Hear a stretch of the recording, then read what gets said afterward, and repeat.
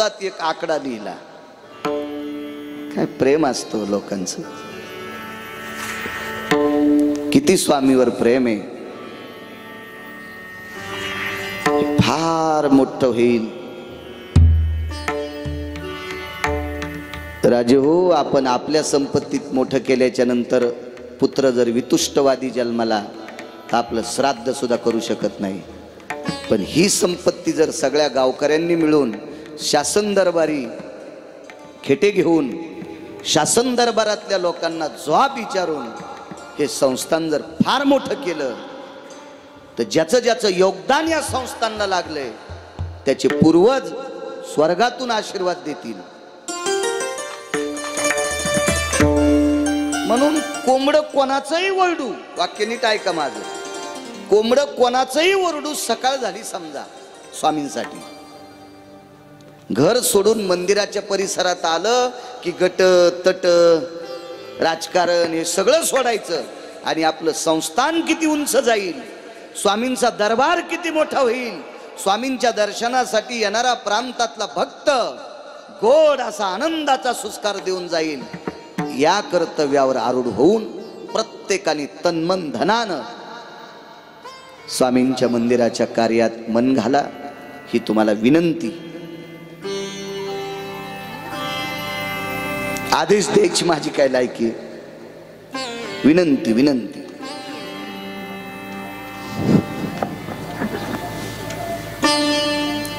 रात्रीच्या गावी गेलो मी, जवळ होतं गावीत. गावातल्या एकाही माणसाला ईदभर जागा नव्हती बसायला. माझ्या बाजूनं 500 ते 600 माणसं नुसते उभेच होते. खूप मोठा परिसर असेल तो, नाही खूप मोठा परिसर असेल. भाऊबाबांचं मंदिर, मारुतीरायांचं मंदिर, ज्ञानोबाराय तुकोबारायचं मंदिर, भगवान शिवजींचं मंदिर, विटेवरच्या मालकाचं मंदिर, दोन्ही बाजू मधात असं प्रांगण. असं वाटत होतं, ते बघितल्याच्या नंतर असं वाटत होतं की नामदेवरायाच्या पायरीच्या पुढे कीर्तन चालू आहे. इतके गावकऱ्यांचं लग अन्न होते ना तुम्ही, तुम्हाला मायामुळेच जागा भेटली, ध्यानात ठेवा बरं. काल गणटोपी कडक होती, टोचू लागली लोकायला, पण ते लय बसलेले होते. या दोन विद्यमान PSI होते, त्याला पण जागा नाही. येऊ द्या रे म्हणलं, डिपार्टमेंट मधले माणसं आहेत, येऊ द्या. गावातल्या प्रत्येक व्यक्तीच्या अंतकरणात तो सप्ताह म्हणजे मुलीच्या लग्नात बापाला किती आनंद असतो तितका आनंद सप्ताहात तिथल्या लोकांना होता. पाहलं ते पाहलं. राजे हो, हे सामान्य रत्न नाही अध्यात्मातलं, हे फार मोठं वैभव आहे. स्वामी म्हणजे तन्मन धनाने लीन व्हा. ही लोक प्रारब्ध बदलत असतात. प्रारब्ध पंढरपुरातला मालक नाही बदलू शकणार, प्रारब्ध काशीतला मालक नाही बदलू शकत, कारण त्यांना त्यांचं बदलता आलं नाही. तुमचं काय बदलतील? प्रारब्ध बदलायची ताकद फक्त संतात असते.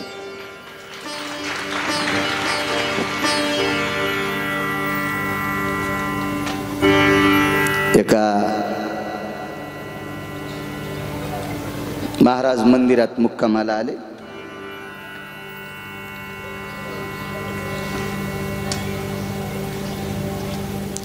मंदिरात आल्याच्या नंतर रात्रीचा 1:30 वाजला आणि 1:30 वाजल्याच्या नंतर महाराजांनी सांगितलं शिष्याला भूक लागली, भूक लागली, भूक लागली. भूक लागली म्हणल्यावर शिष्यानं सांगितलं बरं मी आणतो भिक्षा. आता नाही म्हणताय ना, महाराजही तसे अधिकारी होते ना. पण घर सगळ्याची बंद होती. शिष्य हुशार होता, त्यानं एक आवाज टोकला, 1 रोटी देगा उसे एक बच्चा होगा, 1 रोटी देगा उसे एक बच्चा होगा, 1 रोटी देगा उसे एक बच्चा देगा. 1 भाकर देईन त्याला 1 पोरग होईल, 1 भाकर देईल त्याला 1 पोरग होईल. अख्ख्या गावात फिरलं ते शिष्य. बाय अशा खिडकी हा इडपटी काय ग भाकरीवर कुठं पुरणपोरी होत असते का बरं त्याचा काही दोष नाही ना आपली संस्कृती अंधश्रद्धेवर आधारित नाही 900 कन्या पुत्र होती मग का करणे लागे पती पण त्यानं ती आरोळी ठोकली एक बाई होती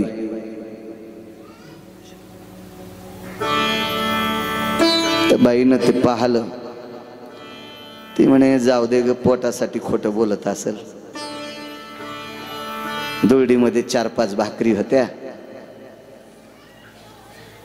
पती बाहेर गावी गेले आलेच नाही ते न आल्यामुळे ती जेवली नाही तिच्याही भाकरी शिल्लक पतीच्या 2 तिच्या 2 आणि जुन्या काळातली बाई दुरडीत एखादी भाकर शिल्लक ठेवूनच रात्र काढीत होती आता इतका भिकारचोटपणा झालाय 2च तोंडन खिचडीन बोंड 2च तोंड हे लोक किती अधिकार असतील महात्म्यांचा अधिकार सांगतो रात्री कोणी जरी घरी आलं तरी 2 भाकरी सापडत्या दुरडीत त्या घराला पाकगृह म्हणायचं एखादी भाकरी जरी दुरडीत रात्री सापडली तर त्याला स्वयंपाकघर म्हणायचं आणि ज्या घरात दोघांचीच किचकिच चलती त्याला किचन घर म्हणायचं वागण्याहून नाव पडत असतं ना त्याचं दोघांचीच किचकिच म्हातारीला पण पानग भाजत नाही दोघांचीच किचकिच त्याचं नाव किचन बाई जेवली नव्हती सात्विक बाई होती मालक न आल्यामुळे तिला वाटलं मालक आता कुठं असतील कुठं थांबली असतील त्यांच्या पोटाची काय अवस्था असेल तशीच झोपली दार उघडा आवाज दिला महाराज टाकलं भाकरी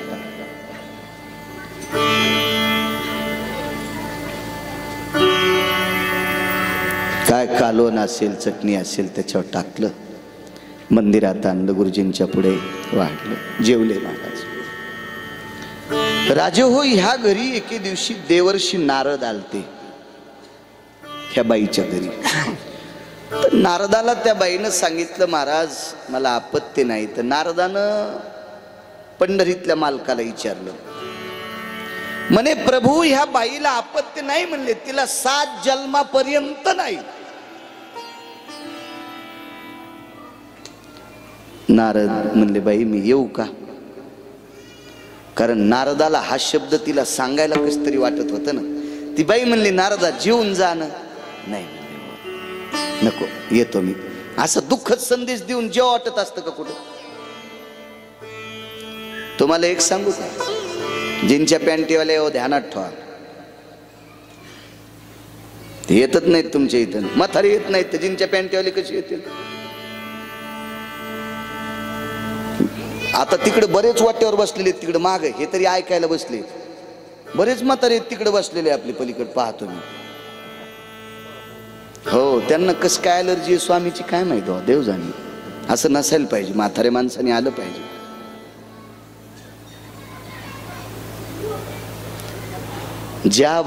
ज्या माणसाचा आदर त्याची बायको करते का तेव्हा शेजारनी त्याचा आदर करीत असते बायको जर नवऱ्याला रावसाहेब म्हणली तर शेजारी टकरून राहतात हेच म्हणली कुठं निघाला रे थोतर घेऊन मग शेजारनी तर त्याला बैलच म्हणते आपल्या अधिष्ठानाची कदर आपण करायची त्यावेळेला लोकांच्या अंतकरणात दर्जा उत्पन्न होत असतो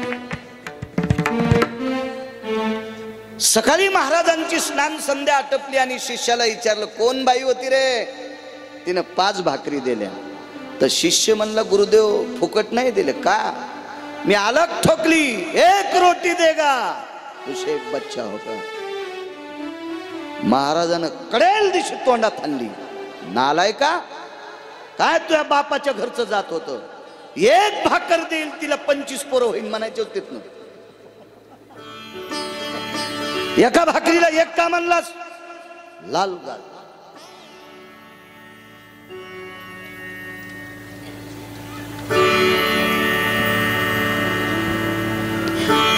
त्याच्यावर नारद 5-6 वर्षाला आले एक लेकरू दारात खेळत होतं आणि दुसरे चलत होते. नारदाला पाहिल्याबरोबर या महर्षी या. नारद म्हणले बाई तुमच्या मालकानं दुसरं लग्न केलं का? नाही म्हणे मीच त्यांची पत्नी. मग हे लेकर मलाच झालेत. डोळे लावले पंढरपुरातल्या मालकाला विचारलं देवा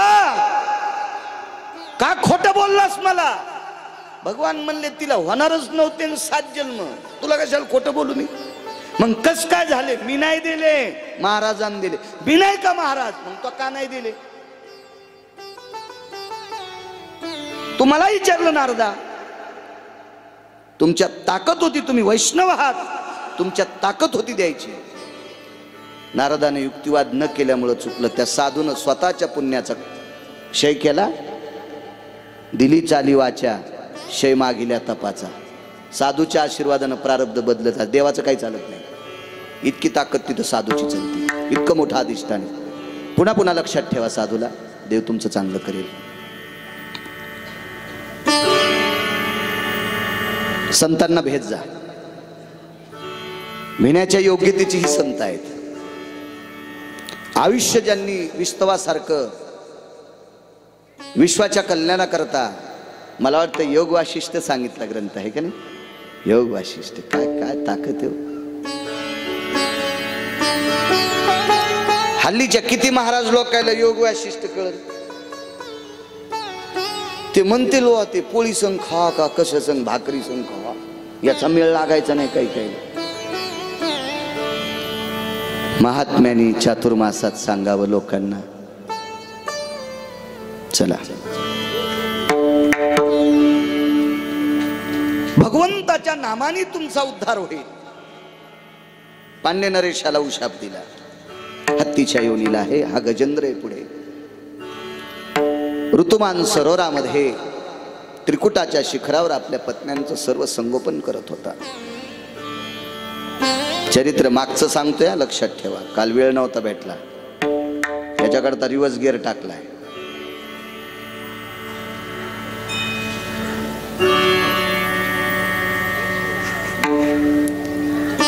इतका संसारात मग्न, इतका संसारात मग्न. हत्तीचा संसार पाण्यात आहे. शाप हे कृतात्रेता युगात दिलेला.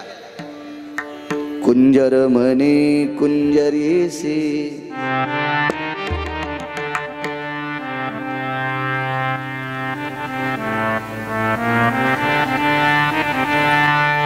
पहिलं तो गे अयोध्येचा नृपती. भाजा नसे त्या प्रती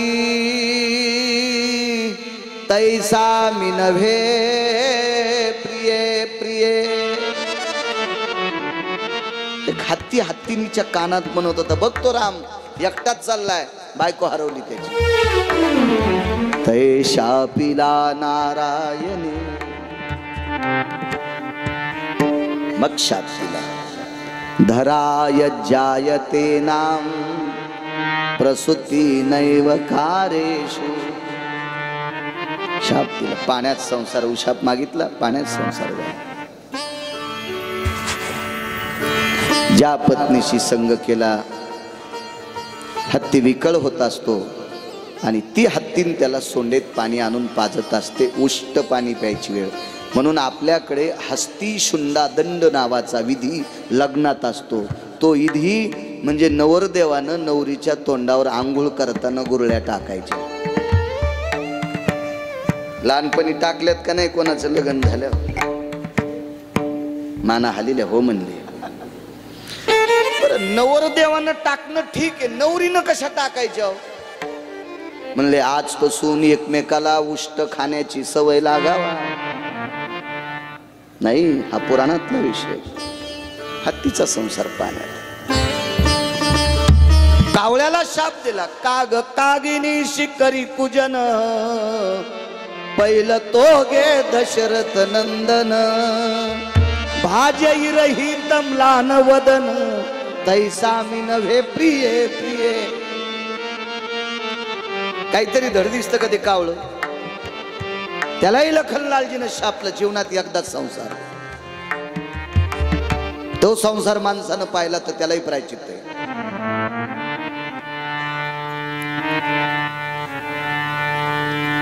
मयूर मयुरे शिकरी कुजन पहिल तो गे सीतानंदन. नाचू लागला तो मोर, पाय तो राम एकटाच चाललाय. काय शाप द्याला माहिती, संसाराचं इंद्रियत पतन झालं. मग पश्चाताप आला आणि बोंबलू लागला मोर, करावं काय. मग शाप दिला, देवा आमचा वंश कसा वाढेल. रोहिणी नक्षत्री, या रोहिणी नावाच्या नक्षत्रामध्ये ज्या वेळेला आकाशामध्ये पाण्याचे ढग दाटतात आणि कुठे कुठे अण्णा थोडासा पाऊस पडेल, तो पाऊस पडल्याच्या नंतर मातीतून सुगंध येत असतो. रामसर त्या सुगंधाला मृदुगंध म्हणतात. तो जगातल्या काका कोण्याच फुलात सापडणार नाही. आणि तो मृदुगंध रोहिणी नक्षत्राचा मोराच्या नाकात गेल्याच्या नंतर त्याला वासना उद्भवते आणि तो नाचू लागतो कामासक्त वृत्तीने. आणि नाचत असताना पत्नी सोबत काम तृप्त करायचा त्यावेळेला त्याच्या आठवण येते की आपल्याला प्रपंचाचं इंद्रिय नाही. त्यावेळेला उशाप दिला, तो मोर रडू लागेल. आणि रडत असताना तुझ्या डोळ्यातलं पाणी लांडोरीने टिपल्या पासाव तय पासाव गर्भ संभवा. तिथून पुढे तुम्हाला आपत्ती होतील. कोकिळा कुजन करू लागली. तुम्हाला एक मानव धर्म माहित कशाला म्हणतात माहिती? मानव धर्म. मानव शेजाऱ्याकडे जर दुःखद घटना झाली असेल, आपल्याला काही जरी नाही करता आलं तर निदान आपल्या टीव्हीचा आवाज तर कमी करता येतो ना. का शेजाऱ्याकडे दुःखद घटना झाल्यावर आपण डिंगटॉंग गाणे लावून नाचायचं? याला मानवता म्हणत नसतात. विश्वाच्या मालकाची पत्नी हरवली आणि कोकिळा कुजन करू लागली. घासात दाबला, असा दाबला की चिरपीर करता येईल. शरण आली. काय करावं आता, तुला एकाच ऋतूत गाता येईल. 6 ऋतूपैकी उशाप द्याला फक्त वसंत ऋतूत गाता येते.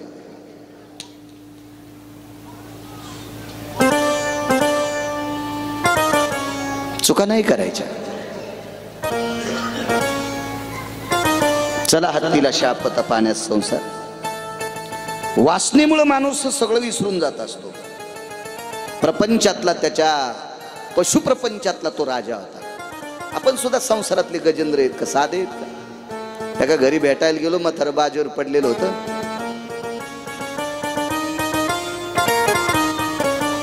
मला पाहलं, म्हातार रडू लागलं.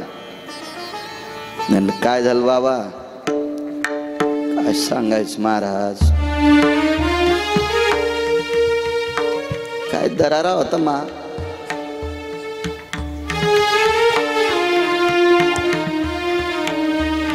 कोणी विचारित नाही हो आता. म्हणलं मंडळी कशाच मगाशी तर स्टूलवर भाकर ठेवून गेली बाहेर फिरायला. कोणीतरी बाई म्हणली तुमच्या इथं ढवळ्या शिपीत कपड्याचं कोणतरी गेलं, तेव्हा म्हातारी आली. त्यावेळेला 45 मिनिटं होऊन गेलते. म्हातारी तवरक बेल टाकून आलती. बेल टाकणं कळालं तुम्हाला? मला पाहिल्याबरोबर महाराज बाई आत्ताच गेलते 2 मिनिटापूर्वी. म्हणलो यायच्याकडे 45 मिनिटाचे 2 मिनिटं असते, आपल्याला करायचं तरी काय.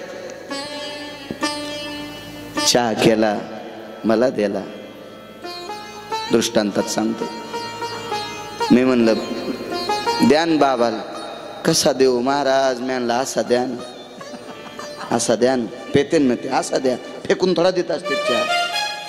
नाही ना महाराज, काय सांगा बाई, लय चहा आवडत होता महाराज त्याला. बाई द्याला काय हरकत नाही, ते आत्ता बी द्याल्यावर पेतेत बाई, पण असा प्याला की असाच निघतो. काय सांगायचं महाराज, तोंडाची चव गेली, नाकाचा वास पण कळणं, इतका वास बाई. त्याच्यामुळे आम्ही त्याला मोजून खायला देतो. गपची पडलेलं मत टुळू टुळू टुळू टुळू माझ्याकडे पाहू लागलं चहा पिताना. त्याची काय मायवेली आमचं हे काय आत्ताच आणलं सुतार दादा कोण वार्निश लावून करतो, असा स्वभाव आहे महाराज. आदल्या दोन येत आमच्याकडे, आदली कळती ना ज्वारी मोजायची, शेर शेर आधुली आधुली आधुली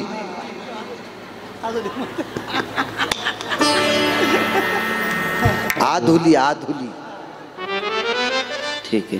दोन आधुल्या आहेत महाराज. लोकायकून ज्वारी घ्यायची तर हातून दगड हाणलेली, आणि गड्याला ज्वारी द्यायची की खालून दगड हाणलेली. 16 पायल्याची 12 पायल्याच भरती महाराज. आणि गड्यानं घरी जाऊन बायकोला मारावं, तोच ज्वारी इकली. पण त्याला माहीतच नाही आमची आदली देवबाई आहे म्हणून. आधुलीचे दोन नाव, घेऊबाई एकीच आणि देवबाई एकीच. जिनं ज्वारी घेतली ती 16 पायल्याची 20 पायल्या भरायची, आणि देवबाई आदलीची 16 पायल्याची 12 पायल्याच भरायची महाराज. त्याच्यावर तर 3 मजली घर केलं.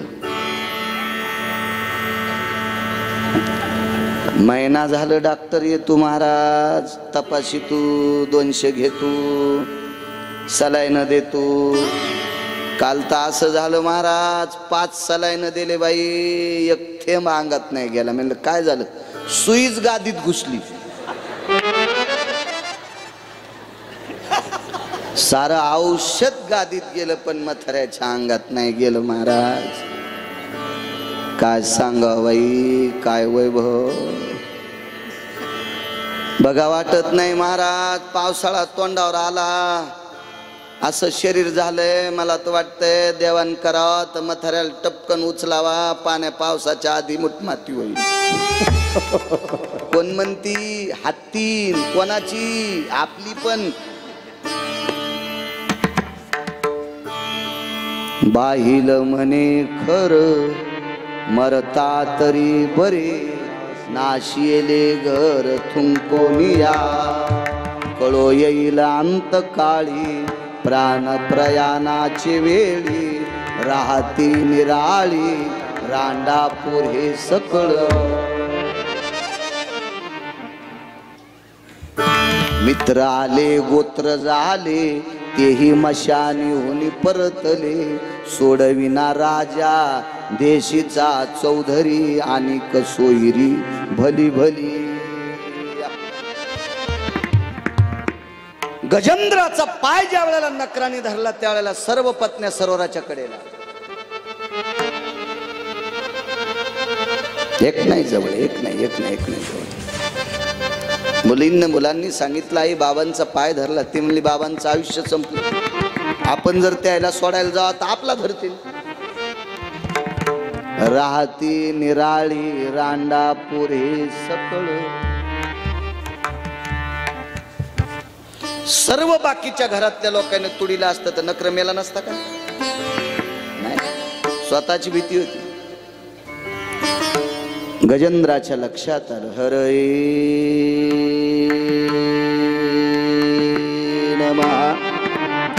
हरी नाव तिथून आहे. दुःख हरयंते इति हरी, पाप क्षालयंते इति हरी. हरी हरी तुम्ही मनारे सकळ, तेने माया जाळ तुटतील. ही सगळी मायेची बंधनं तुटतात. आणि हरी शब्दाची ताकद विटेवरच्या मालकाच्या कानावर पडली. गरुडावर बसले, त्वरा झाली गरुडा टाकीले मागे. धाड दिशुडी टाकली ऋतुमान सरोवरापाशी. सोड सुदर्शन, नकराचे 2 तुकडे. गजेंद्र बाहेर काढला. गजेंद्राच्या शरीरातलं दिव्य ज्योत विमानात बसवी. गजेंद्राने एक गोड सपरेट ठेवला. ऋतुमान सरोवरातलं पुष्प असं सोंडीत घेतलं आणि भगवंताला सांगितलं, देवा पाठीमाग बरं काम केलं तरी पण साधूचा शाप आहे, एवढं पुष्प तुला समर्पित. उडी टाकून हातात पुष्प झेललं, हा केसरशी उडी, फुल नाही खाली जाऊ दिलं, नकराचं तोंड चिरलं. गजेंद्र नामाच्या प्रतापाने वरी नेला. नक्र बोले ऋषिकेशी,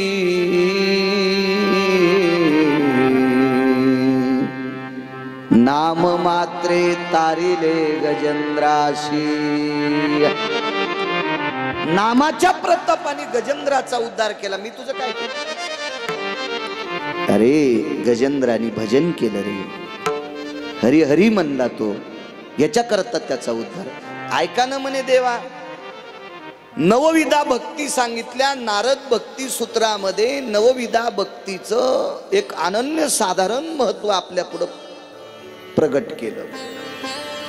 तर नवभक्तीपैकी सर्वात श्रेष्ठ भक्ती कोणती आहे? तर श्रवण भक्ती. म्हणून तर मालक तुम्हाला शंकर म्हणतात. प्रभू तुम्ही महेशाची मूर्ती. रस्व दीर्घ जर श्लोकाचं चुकलं तर ऐकणाऱ्याला पाप नाही, याच्या डोक्यावर बसणार.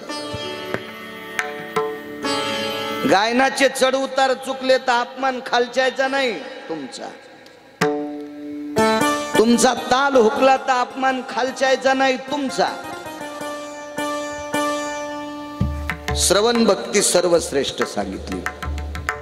विटेवरच्या मालकाला सांगितलं, देवा गजेंद्राचा पाय तोंडात होता, कोणाच्या? नकराच्या, आणि कान दोन्ही शिल्लक होते, आणि गजेंद्रानं एका तोंडानं भजन केलं, मी दोन कानानं ऐकले. सांग श्रेष्ठ कोण? गुपचूप देव. जो गोड बोलतो का त्याचं जमत बर का, जमत त्याचं जमत. असे बऱ्यापैकी प्रश्न पण पुढे सरकायचं आपल्याला. नकरानं देवाला विचारलं, देवा पाहिला की कोटी ब्रह्म हत्या श्रीमुख पाहता जाते. मी देवा तुला नखापासून शेंडीपर्यंत पाहिले, मी एखादा ब्राह्मण कापला का? नाही. मग कोटी ब्रह्म हत्येचं पातक जर जात असेल तर मी तुला नखापासून शेंडीपर्यंत पाहिले. हसे आले ऋषिकेशी. देव म्हणला, काय बोलतोय होय? गजेंद्राला मनात नेलं. इति श्रीमन महाभागवते पुराणे नामने गोविंदाय जायते नाम अधिष्ठितम लोकत्रयो. नामाच्या प्रतापाने गजेंद्राचा आणि नकराचा सुद्धा उद्धार झाला.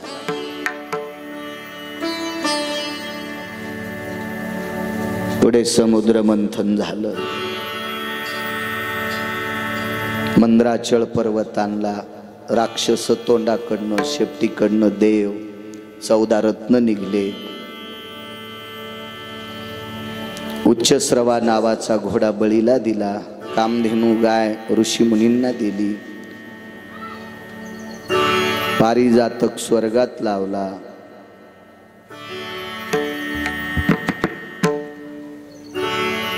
ऐरावत हाती इंद्राला दिला.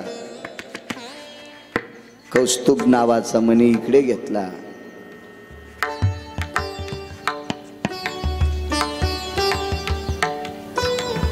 अमृत निघलं. हलाल नावाचं विष निघलं. मदिरा निघली, मैरेक नावाची मदिरा. हलाल नावाचं विष माझ्या काशीतल्या मालकांनी प्राशन केलं. पाण्यात टाकला असतं तर जलचर मेली असती, आकाशात फेकला असतं तर वायू दूषित झाला असता, आणि जमिनीवर टाकला असतं तर भूमाता पिकली नसती. शिवजीने आपलंसं केलं. ते भगवान शिवशंकराला याच्यातून शमन होण्यासाठी भजन करावं लागलं. शिव हळहळे तापला, तो या नामे शीतल झाला, किंवा राम नामे शीतल झाला. आता आता मद्य आणि अमृत राहिले. अमृत हे राजा बळीने हरण केलं. अमृताचा कलश घेऊन बळीने 4 मुक्काम केले. त्याच्यापैकी 1 मुक्काम महाराष्ट्रामध्ये नाशिकला केला. म्हणून 4 ठिकाणी भारत देशात कुंभ भरतो. त्याच्यापैकी आपण नशिबवान आहात. आपल्या महाराष्ट्रात सुद्धा 1 मुक्काम आहे. गरुडाचं पाचारण केलं आणि गरुड स्वतःहून बळीकडे गेले. सांत्वन केलं. आपण ज्याला सुलानामा म्हणतो. हितगुज गोष्टी बोलल्या आणि राजा बळीला परत आणलं. अमृत आणि मद्य एका ठिकाणी ठेवलेले. उद्या वाटण्या करायच्या. प्रभूनं सांगितलं 1 पंगत राक्षसांची होईल, 1 पंगत देवांची होईल. असं दोघांच्या सानिध्यात सांगितलं. पंढरपुरातल्या मालकानी म्हणजे द्वारकाधीश कृष्ण परमात्म्याने, भगवान विष्णू परमात्म्याने आपल्याला सर्वांच्या अंतःकरणातलं एक अधिष्ठान पंढरीतला मालक आहे. म्हणून हे नाव सोपं पडते घ्यायला. भगवान पंढरीतल्या मालकांनी देवांची मीटिंग घेतली. सगळ्यांना सांगितलं उद्या अमृत वाटताना मी खोटी बाई होणार आहे. वाक्य कळालं? खोटी बाई. खोटी वरून बाई दिसेल पण आतून बुवा असेल. वरून बाई दिसेल रंगारूपानं, साडी घातल्यामुळं, अलंकार घातल्यामुळे, पण शरीर मात्र पुरुषाचं असेल. देव 5-25 देव थोडेसे पागलच होते. मी फक्त शब्द पागल वापरलाय. पुराणात ते वेगळा शब्द आहे पण मी नाही वापरू शकत. माझं वय कमी आहे. कमी म्हणजे काय लय 20-22 वर्षाचं पोरग नाही. पण सगळे केस पिकले नाही ना. थोडस लाजावं लागतं. नंतर लोक म्हणते वय का बा इतके आत काय बोलायचं. असे काही 1-2 पांचट असतात ना चमच्यानं वस्त्र फाडणार. ते काय फार काय परमार्थिक नसते. पण जरा देवलसनेपणाचा अंगाला चिटकून घेतलेला अहंकाराचं गंडल असतं त्यांच्याकडे. ते काय फार परमार्थिक नसते. तर ते उगरे घालतात ना चांगल्या भिंतीवर. त्याच्यामुळे आपण जपायचं थोडस.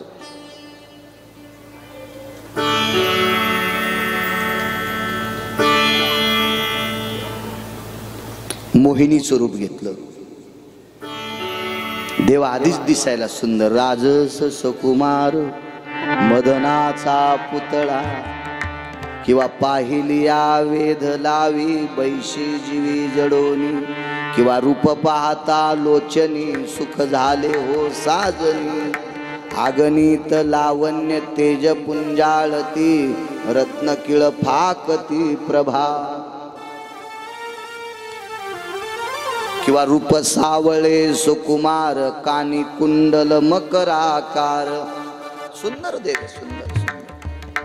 आणि त्याच्यात स्त्रीचा वेश घेतल्यावर किती सुंदर दिसत असेल. देवायला सांगितलं वेड्यावानी करू नका. मी खोटी बाई आहे बरं. सावध केलं. राक्षसायला माहित नाही. ज्या बाजूने राक्षस बसले त्या बाजूनं मैरेक नावाच्या मदिरेचं पात्र घेतलं आणि ज्या पंक्तीला देव बसले तिकून अमृताचं पात्र घेतलं. पण एक राक्षस चंद्र सूर्याच्या मधात बसला. देव कोणाला म्हणायचं माहिती का? संस्कृतीची जोपासना करतो ते देव स्वरूप असतो.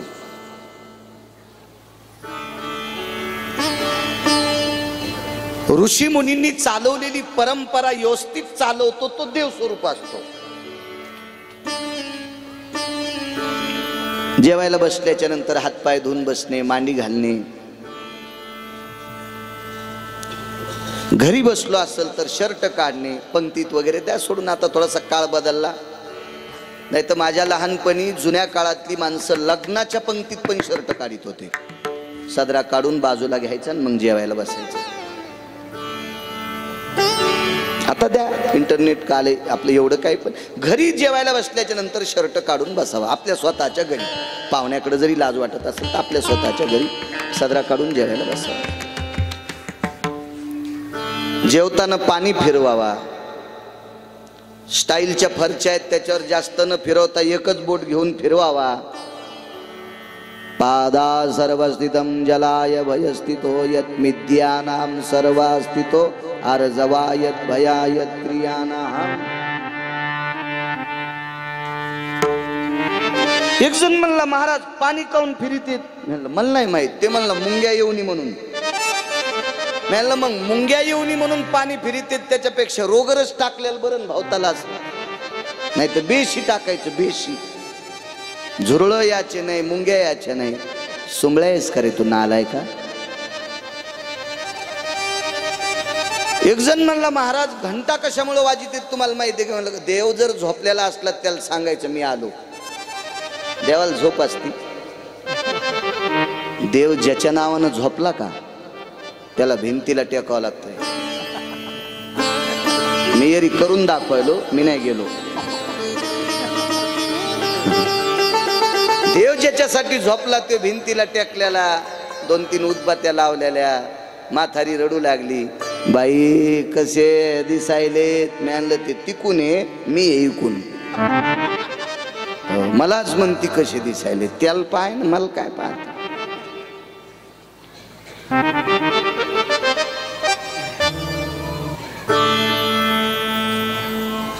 काही कर्म नाही केलं त्यानं. द्रोण घेतल्याबरोबर तोंडाला लावला. पाहणारे 2 हुशार होते, चंद्र आणि सूर्य. प्रभू लगेच सुदर्शन कळेल दिशी. तुकडे 2 झाले, पण अमृत आत गेलत ना राहू आणि केतू. दोघांना का दाखिलं म्हणून अजून त्यांना ग्रहण लागतंय. राक्षसाच्या पंगतीला मध्य समर्पित केलं. कारण राक्षसाच्या प्रत्येक राक्षसाच्या जवळ एक मोहिनी होती, त्याच्या मांडीवर बसलेली. त्याला दुसऱ्याच्या मांडीवरली दिसत नव्हती. मलाच मोहिनी प्रसन्न झाली, मलाच मोहिनी प्रसन्न झाली म्हणून मांडीवर बसली आणि वजनात मद्यपान घेऊ लागली.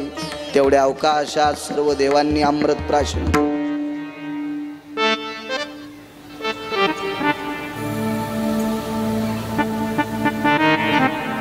इकडे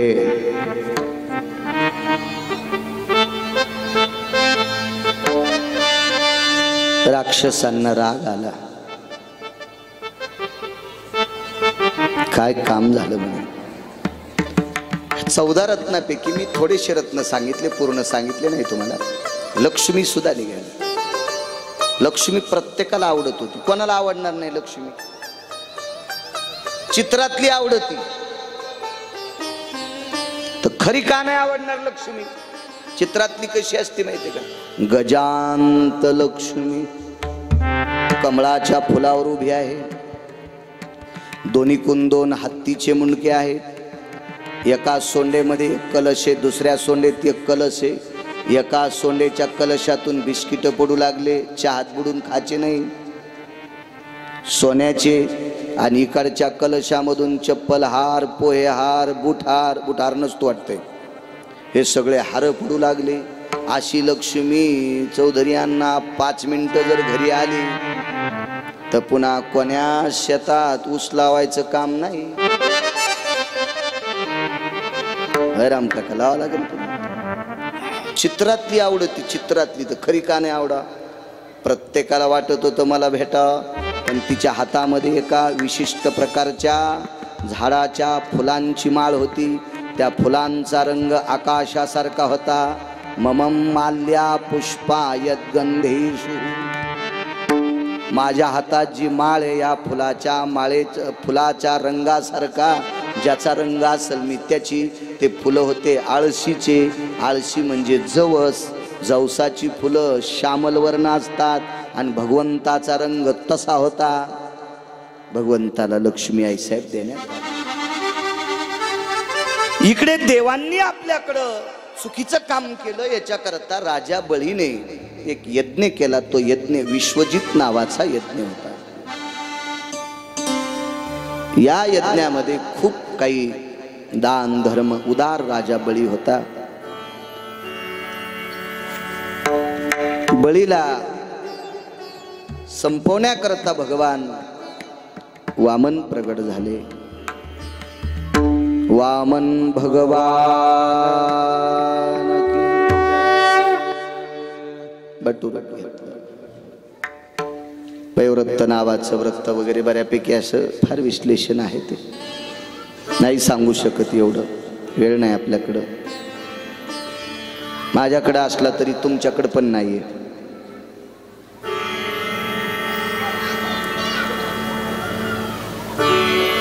वामनांच्या दारात, बळीच्या दारात भगवान वामन आले. पाहलं बळीने. मुनी श्री शुक्राचार्य राजा बळीचे गुरु होते. बळीला पाताळात घालण्याचं कारण सांगू तुम्हाला. राजा बळी हा प्रजेला निष्क्रिय करत होता. राजा बळीने एक असा यज्ञ केलता की तो यज्ञ केल्याच्या नंतर सोन्याच्या ताटात जेवायचं आणि जेवणाऱ्यानं ताट घरी घेऊन जायचं. काम कशाला करते? असा जर राजा करत असेल तर प्रजा निष्क्रिय होत असते, निष्क्रिय होत असते. म्हणून बळीला संपवायचं नव्हतं, मृत्यूलोक सोडून खाली घालायचं होतं. बळीच्या दारात प्रभू आल्याच्या नंतर मागा मागा मागा मागा नाही म्हणले, मागणार नाही. विशिष्ट प्रकारची एक लक्षणं होते, क्रिया होत्या. राजा बळीनं सांगितलं, माझ्या दारात आलेल्यानं विनमुख जायचं नाही असा माझ्या यज्ञाचा नियम आहे. मग 3 पावलं जागा मागितली. सर्वांना कथाभाग ज्ञात आहे. कितीतरी भागवत ऐकली 53 वर्षापासून. तुम्ही काही साधी माणसं आहेत का? उलट तुमच्याकडे शिकायला मी यायला पाहिजे पावसाळ्यात.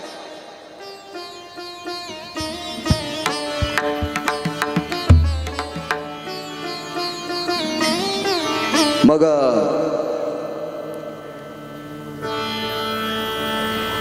संकल्प सोडत असताना वस्तू 3 लागतात. पाणी, अक्षत, पुष्प. अक्षत घेतले, पुष्प घेतले. पाणी सोडत असताना झारीच्या नोकामध्ये मुनी श्री शुक्राचार्य राक्षस गुरु बसले. आड आला म्हणून फोडीला डोळा, बळीने शुक्र आंधळा केला. परमार्थात आडी याचं नाही. एकाची आई आडवी आली, एकाचे वडील आडवे आले, एकाचा भाऊ आडवा आला. जनक विभीषण बंधू. प्रल्हादाचे वडील आडवे, विभीषणाचा भाऊ आणि भरताची आई. राज्यमाता निंदू भरते केली. भरत सुद्धा आई आडवी आली परमार्थात.